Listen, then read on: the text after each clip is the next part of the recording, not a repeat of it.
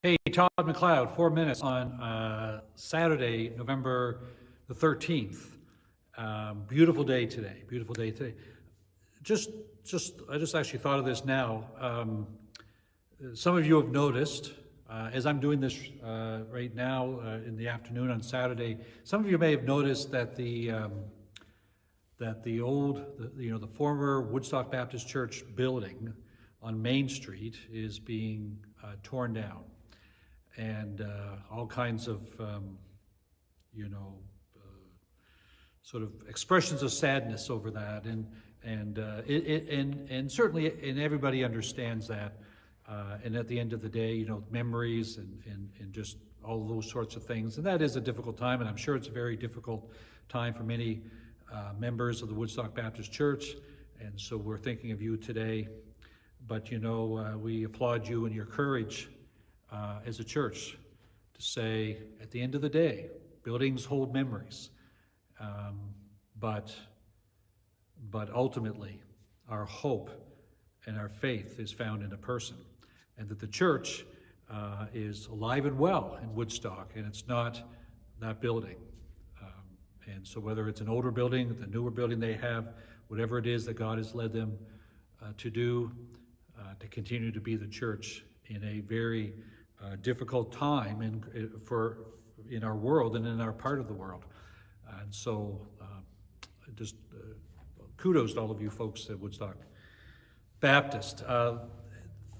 Second thing, just coming right out of that, is that I sent an email to the elders this week covering a number of things. And one of the things that I said was that there will be a temptation for all of us as we move through and hopefully eventually beyond this pandemic, to ask the question, how do we return to the way things were? How do we get back to pre-COVID days? How do we get people coming back to church in the way that they did before COVID? And I think we need to be courageous enough and creative enough to recognize that maybe the better question that we need to be asking in these days is, how do we move forward in a new day, in a day that we know very little about, but it's kind of emerging before our very eyes.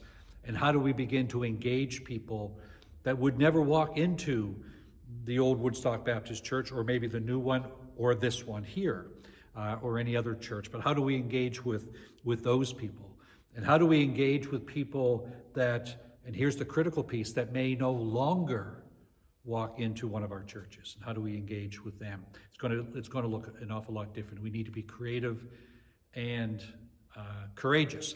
Which leads me to a third thing, which is tomorrow morning, Jacksonville, which is why I'm in here, Jacksonville Baptist Church. We are gathering here, and so we encourage you to do so with us at 10:30. You may tell that we've sort of thinned out the chairs and tables in here just a little bit in order to provide physical distancing. We need to make sure that people sit at tables within their bubble groups. So if you're a smaller family, then maybe you can, if there's just two of you, you can sit at one of these and save a bigger table for a bigger family.